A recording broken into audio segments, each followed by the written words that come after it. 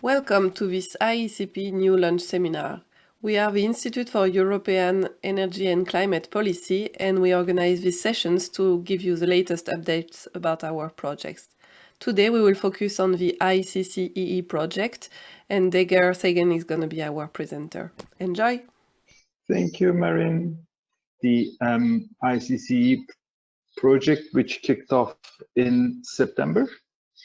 So this is month 9, which means it's also the quarter period of the 3-year project, where we are playing the role as a scientific coordinator. The project is focusing on the food and beverage sector. And the food and beverage sector is typically overlooked compared to the large energy intensive sectors like the chemicals, iron, steel, cement, etc. However, even in the EU, it has a relatively large share in terms of the total final energy demand. The direct energy use is around 12%.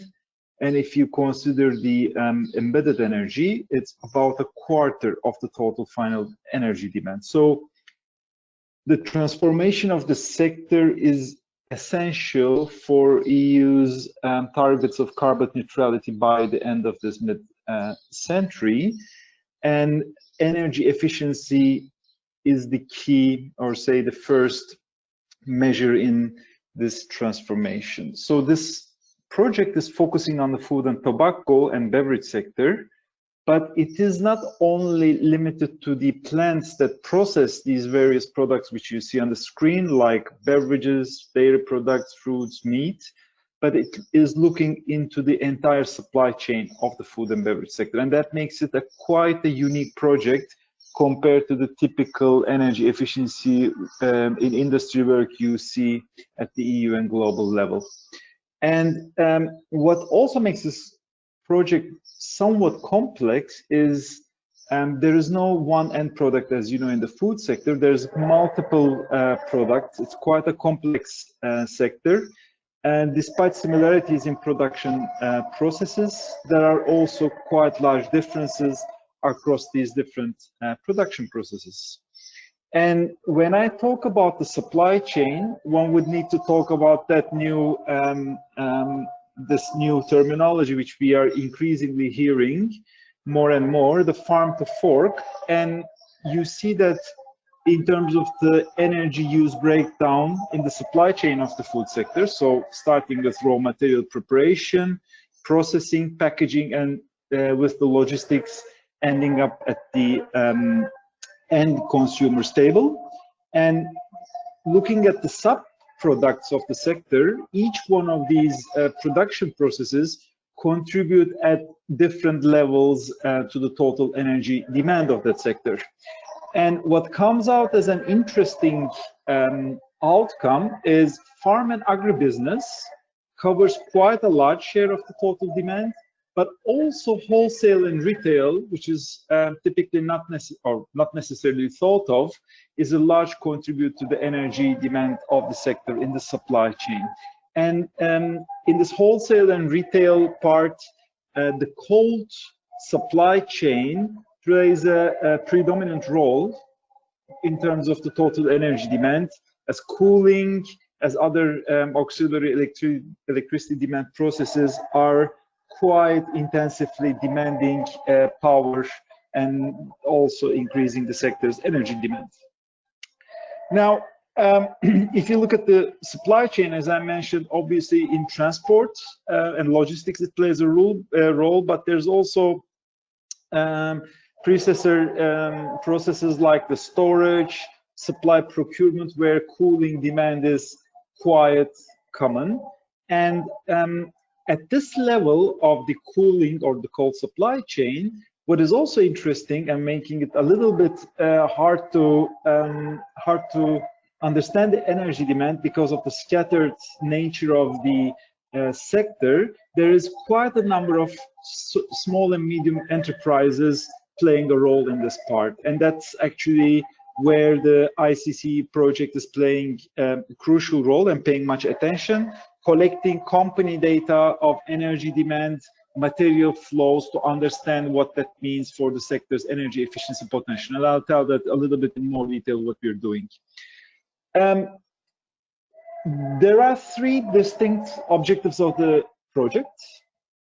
The first one, and I highlighted that here, is to develop an analytical energy efficiency tool to be able to assess the energy efficiency potential and the energy performance across the supply chain of the sector. There is so far some business making, decision making tools available in that regard. However, there is nothing on the table publicly available where you can see in the cold supply chain how the energy performance of different companies in the EU and also at the country level are making progress and what's happening on ground. So this is an important knowledge gap this project is fulfilling. The energy saving potential is more known, but again, to comprise or encompass the information from different parts of the supply chain and consolidating that to arrive at a single number and showing where improvements could happen, this project is also fulfilling a gap. But this is not only an academic desktop or a consultancy type of work. There is a big angle which we are putting much effort also as the IEECP in this project, where there is a capacity building program and a community creation for energy culture. So to gain that awareness within the companies of the supply chain, how the energy performance could be improved, and to be to enable that, there's much training and different stakeholder engagement programs we are developing, and I'll try to tell that later. So from a more objective oriented explanation, maybe something simpler to be able to express what we are doing in the project. As I mentioned, the analytical aspect is the starting point, and there we're developing three different models. And I'll tell that in a bit detail what they are, which is to assess, but also to be able to monitor the developments. And that links with the tool development, which you see in the second step, which is not only the energy aspect of the sector, it includes the cost and also the non-energy benefits, which is becoming more and more important in all these different projects which we are doing at the institute. The tool development is of course nice. You have a nice running model, but the main question is, can that be used actually with the data available at the user's company level? And that brings me to that third step, which is the validation step of that tool. And that is followed, so, or one could say this analytical methodology development is then followed with the capacity building activities. And that is coming with a menu of different options. So we are planning for that. And finally, as we're most familiar with, there's the sharing and exploitation of the results. Now, maybe from a more project management jargon, we have 5 work packages. The very first package, which concerns the project management, is complete, all the deliverables. And IEECP's contribution here was the supporting, in principle, actually preparation of all the content of all these deliverables and to assist the project coordinating body, University of Brescia in Italy. Now let's pay a bit more attention on the interesting parts. That brings me to work package 2. That is more the hard part of data collection, starting to build the model. And let's see what we are doing here one by one. First, we have developed a supply chain model, and that's an Excel-based tool. It's quite easy to use. Basically, it requires from the user to be able to include data of the supply chain in the food and beverage sector, what you want to assess, starting from the raw material until the end user to the retailer. And I just provided a small screenshot of the very first data entry point of the tool, where we are including the final product that could, of course, be dependent on the size of the company you're looking into and its supply chain. So how much in kilograms, tons of final product, what type of refrigeration, what type of refrigerant you're using, the scale of your storage or your warehouse, etc. So these are all user-enabled tool steps in the supply chain analysis. This is a very first step in data collection and assessment of the supply chain, and this is done by our colleagues who are experienced in industrial energy management, primarily the Italian colleagues. To be enable that and to understand across each supply chain and from an energy efficiency or energy performance perspective, what are the current situations? So that's enabled by the tool, but what's also the best situation? And that these are the familiar term we are used to hearing, the best practices. And we've collected 30 best practices in a comparable and consistent way about how energy use is being optimized, saved, conserved in the different parts of the supply chain, what that measure is about, what's its benefits, where it focuses at, and obviously these are commercial best practices and where we collect also investment data and savings data, and if also possible any emission reductions in terms of climate change or greenhouse gases, but also air pollutants. And we prepared so far of these fact sheets, 30 of them, all available. And our contribution here was we have provided quite a thorough review and structured the content of each one of these energy efficiency measured best practices. So you will later understand more what these measures have been used for. And in continuation of the data collection, we follow the two-step data analysis or data collection from the stakeholders of the consortium in different EU countries. The first step was the interview stage, which was carried out early last year. So what we did was to contact each partner country with a 1 hour interview questionnaire to be able to understand more about their energy-related behaviors and also what it means for them. And that was maybe of secondary importance at the interviews, but later we did that more thoroughly in the surveys. That's my next slide. But focusing on the interviews again, we also paid a bit more attention on what the non-energy benefits for them. I must say we have reached our performance indicator to have interviews with more than 60 companies in Europe. And I'll just conclude with one sentence what those interviews pointed at, which was quite interesting, because 75 or 3/4 of the companies interviewed see non-energy benefits. So not just lower energy bills, but other benefits than energy when they consider implementing energy efficiency measures. And what we did as IEECP here, we carried out interviews with the Dutch and Belgian partners. Now, there are surveys ongoing, available in 8 partner languages, and this is ongoing till this Saturday. And the aim of the surveys is to understand the role of energy efficiency along the supply chain.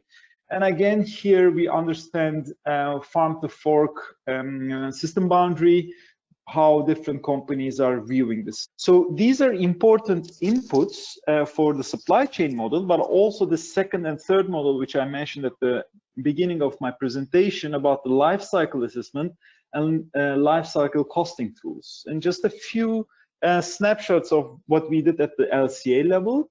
So basically the user is able to select a final product, and this could be a fresh fish in ice, for instance, or a different type of fish, just one example, and then look into the entire supply chain of how that fresh fish in ice is produced within that region, country, or it could be the world as a whole, and provide the inputs in terms of utilities, in terms of raw materials, packaging materials, but also the entire logistics chain to produce and bring that food to the end user.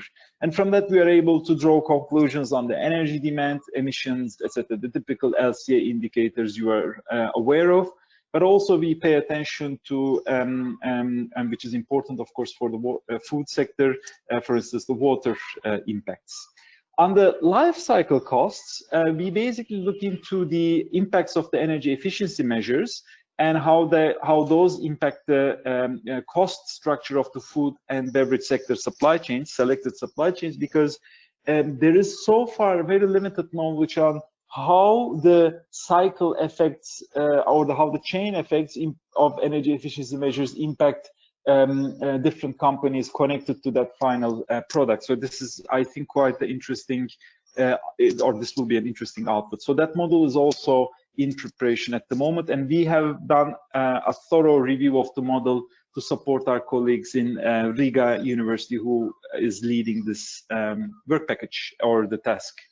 Now let's look into the next one. And so we did all this tool, we did all this analysis, and then this is still ongoing, and how those link with the actual assessment and how these tools will be used at the company level or at the level of the association. So basically translating the desktop work to something more usable, practical, so the sector can benefit. Data collection here is the crucial part on the energy data. So the potential of these energy efficiency measures. So you have the tool, now you try to populate that tool with actual data.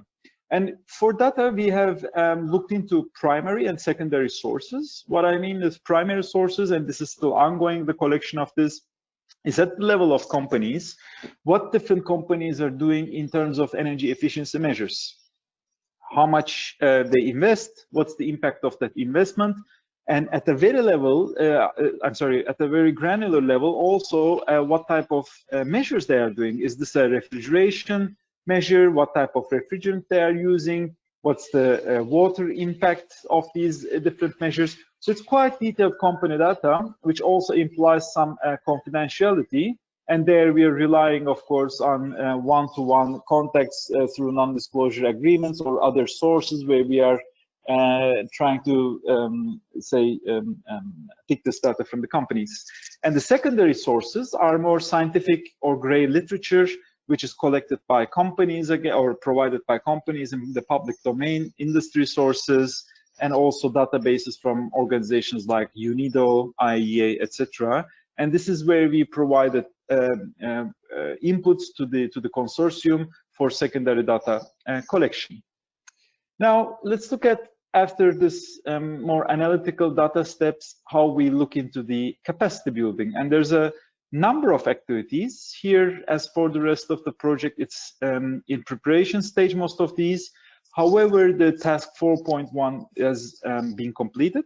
So that's the stakeholder engagement process, which IEECP has the preparation. So how engagement to the project, so of all this material, how do you attract attention and how do you engage different companies to be able to make these usable by them, but also for as a sort of as a basis for the forthcoming training events and workshops which we are planning for.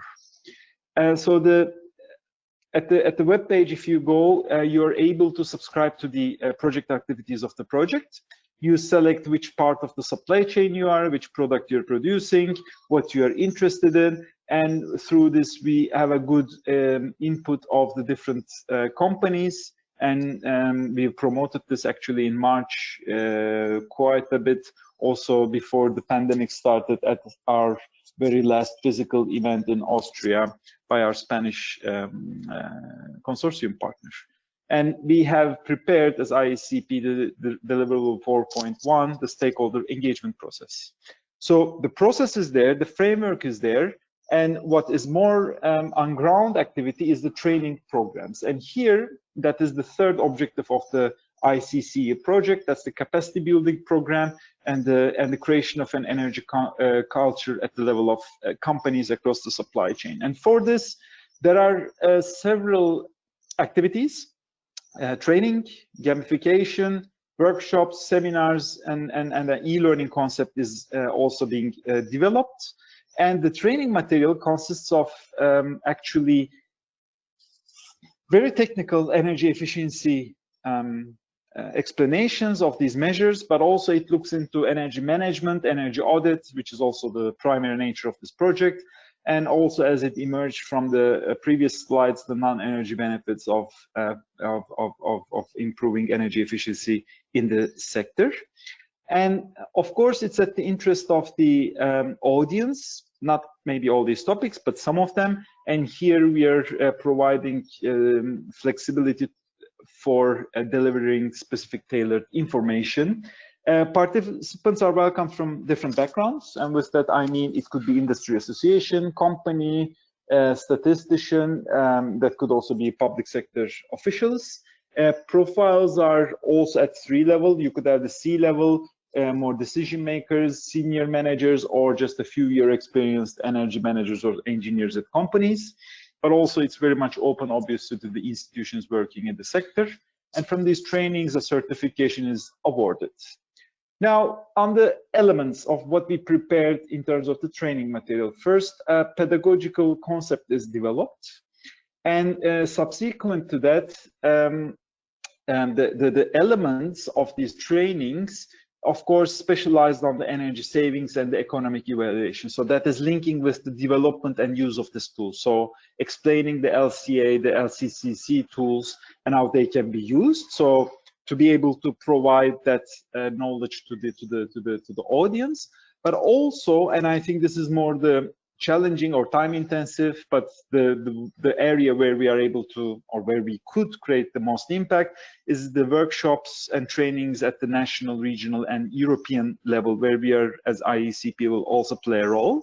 There are 20 to 40 national workshops planned, one-day workshops at national level, 4 EU workshops at the EU level, and an e-learning platform with details yet to be still decided and implemented for covering a broader group of people to engage.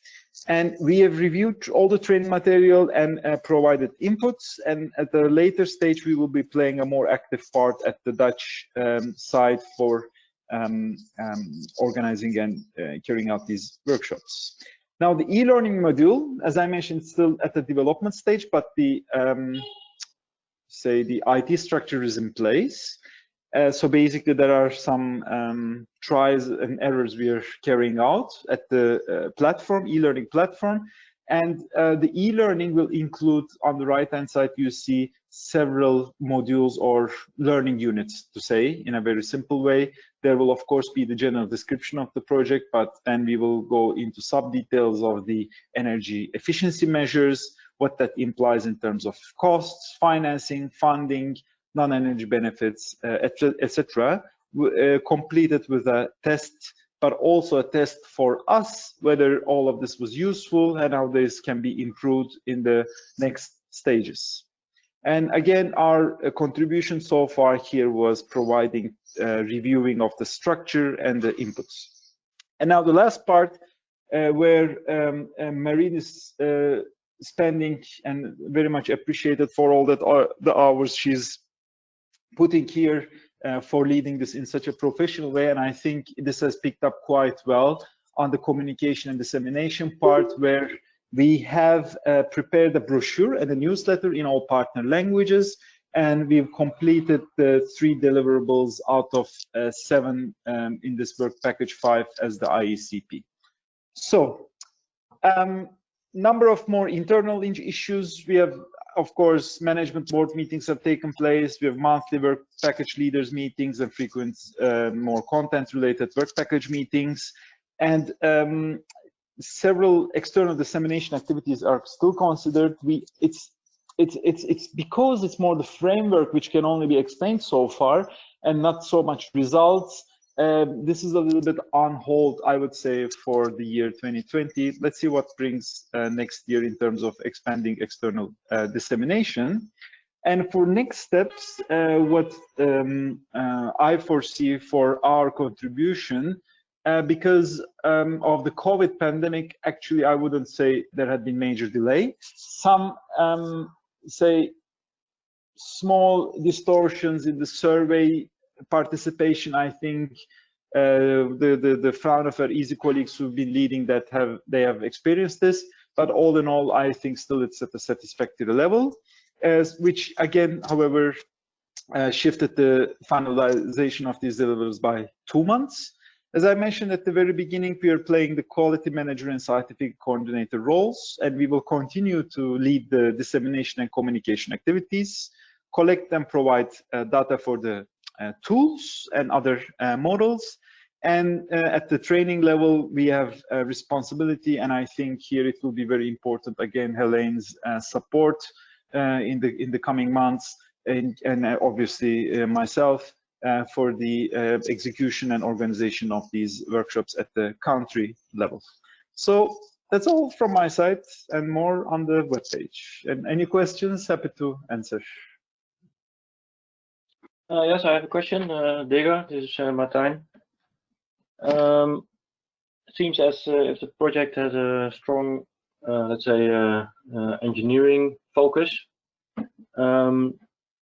But in the end, I think you are aiming at further implementation of energy efficiency measures in the cold chain, obviously. And there are other things important, especially if you look to the entire process of energy management, where things like putting energy efficiency on the agenda is important. The whole planning, monitoring, analysis, and also decision making is important in the end to take final decisions to implement energy efficiency measures. To what extent is that also taken into account?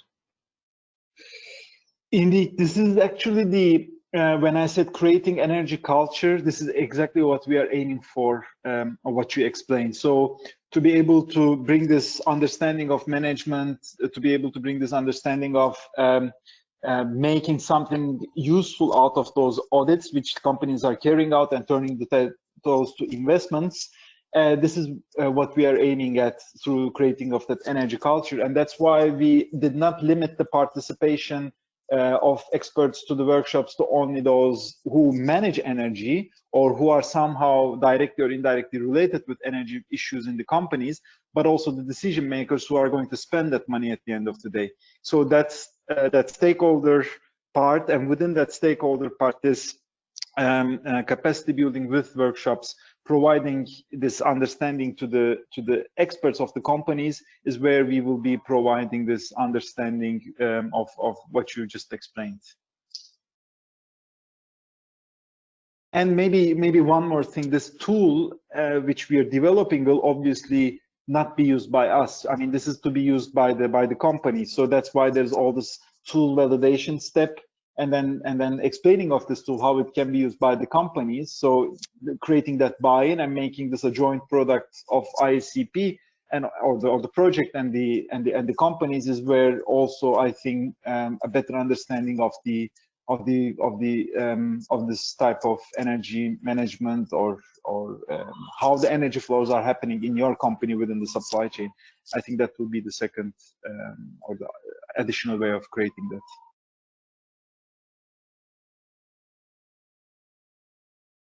Thank you very much, Deger, for your presentation. Jean-Sébastien, I would have a quick question.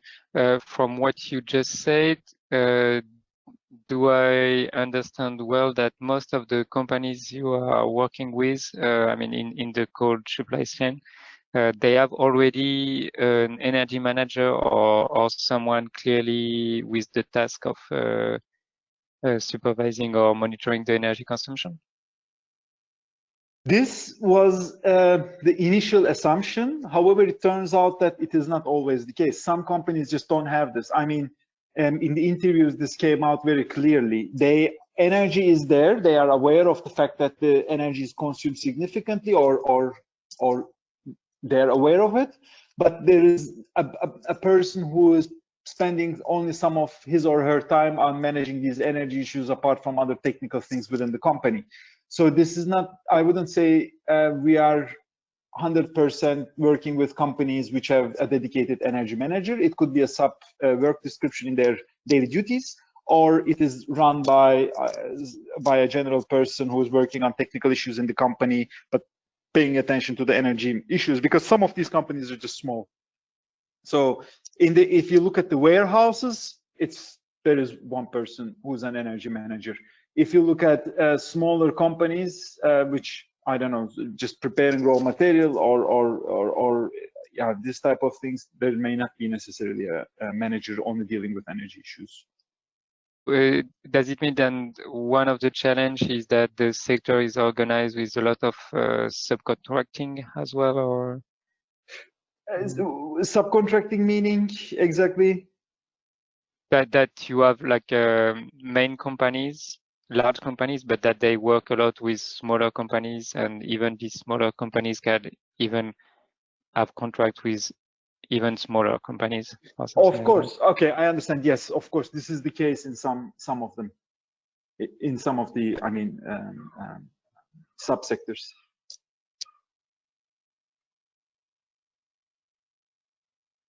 And do you have some data about the share of the energy costs compared to the total company cost for some of these subsectors, or Let's is it something see. that This will come out that's as something that you will develop later?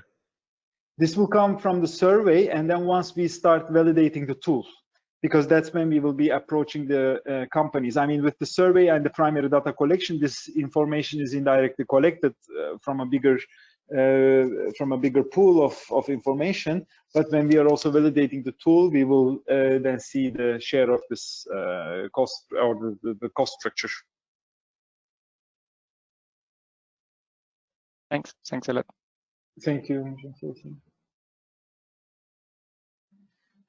Thank you for your questions, and thanks, Deger, for this interesting presentation. If there are no more questions, I think we can close this lunch seminar. Of course, I invite you to follow the project on social media and to register to the newsletter. Just go on the ICCEE website and you will find all links to that. Thanks, Deger.